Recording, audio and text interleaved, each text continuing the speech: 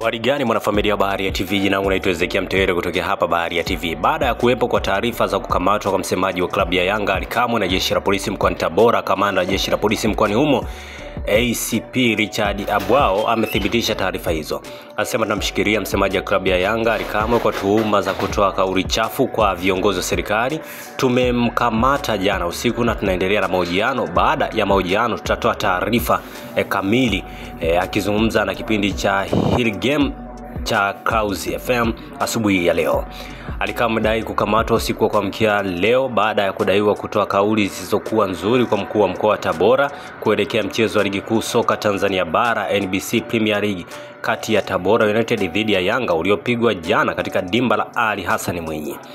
Sasa hizo ni taarifa ambazo zimetoka hii leo. Hebu nikisome comment za damba mbalimbali. Mtu wa kwanza anasema FIFA huku njooni mwape adhabu Singapore. Mamlaka zinaingia kwenye soka kama mashabiki alafu wakiwapasuliwa wanatumia mamlaka kufungia hata miezi 6, tujitambue.